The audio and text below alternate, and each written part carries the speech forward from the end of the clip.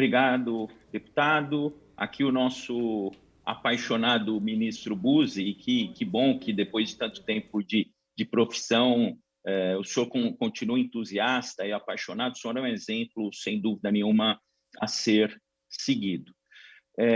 Essa questão que o senhor referiu da mudança de cultura é uma realidade. A questão é, será que a gente faz mudança de cultura a partir de lei?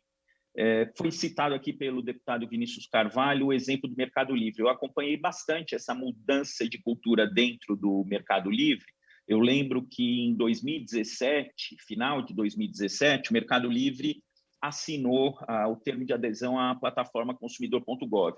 Mas uma coisa, ministro, que o Mercado Livre deixou claro naquela ocasião é que ele ia criar uma série de mecanismos internos para a resolução dos conflitos dentro da estrutura da empresa e não deixar que isso pura e simplesmente fosse parar no consumidor.gov.br. E isso, como o deputado Vinícius constatou, acabou gerando aí uma melhoria, e eles tinham um volume de processos que acabou reduzido, mas ainda temos problemas em relação ao Mercado Livre também, a questão dos produtos falsificados, etc., que é uma questão que está em discussão, a questão das formas de pagamento, como o senhor disse, nem tudo é perfeito.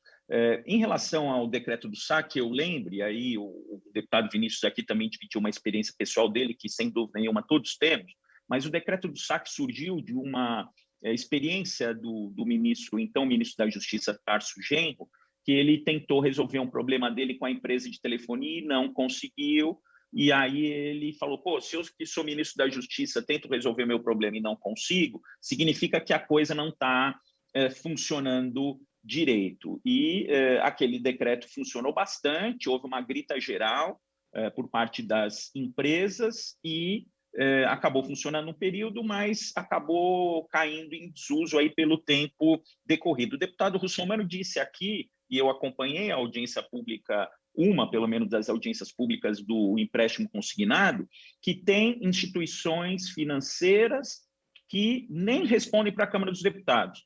Foi citado o Sejusc aqui, mas eu, doutor Chimente, eu já participei de várias audiências de conciliação nos juizados especiais, por exemplo, tentando conciliar, sempre fui um entusiasta da conciliação, e aí comparece um preposto contratado, que nem tem vínculo com a empresa, nem sabe o que está acontecendo, um advogado audiencista que não tem autonomia nenhuma. Eu uma vez, um dos eventos que eu fui participar no Rio de Janeiro com o Judiciário, um juiz me relatou uma experiência até em termos de anedota, mas uma experiência triste. Ele chegou, foi fazer uma audiência, perguntou para o advogado do autor do que se trata aqui. O advogado do autor não sabia.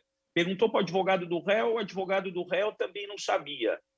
O réu mandou lá um preposto. Enfim, ninguém estava sabendo de nada que estava acontecendo na audiência. Muitas vezes, as presenças das empresas nas audiências de conciliação são meramente protocolares e não com o fim de conciliar. Então, eu acho que tem que ter foco nos grandes litigantes, sim. Foi mencionado o Sejusc aqui, que funcionam bem, funcionam muito bem. Agora, focar nos grandes litigantes, aqui nas grandes empresas, que são as freguesas. A doutora Marília, com certeza, eu sou um curioso, quando eu ia nas audiências presenciais nos JECs, eu pesquisava os fregueses da justiça, e eu ia de uma vara do JEC para outra, e os fregueses eram os mesmos. Então, a sugestão é cuidar dos grandes fregueses do judiciário, que são também os grandes fregueses dos PROCONs. E como disse aqui muito bem o doutor Bruno Miragem, geralmente são os serviços regulados, que mostra que está faltando aí exercer bem o poder de polícia e a regulação, porque se a gente tivesse um bom exercício do poder de polícia,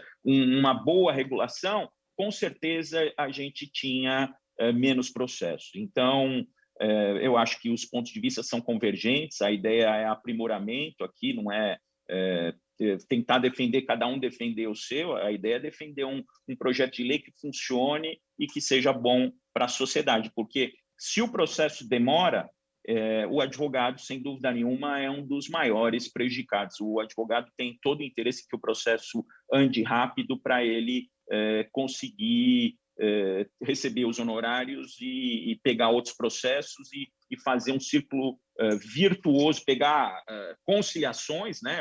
O advogado é entusiasta da conciliação também, enfim. Então, com essas considerações, eminente deputado Russomano, agradeço aqui a oportunidade de participar. Muito obrigado, doutor Arthur Rolo, coordenador do Instituto Nacional de Defesa do Consumidor e ex-secretário nacional de Defesa do Consumidor. Passo a palavra ao doutor Igor Rodrigues Brito, diretor de Relações Institucionais do IDEC.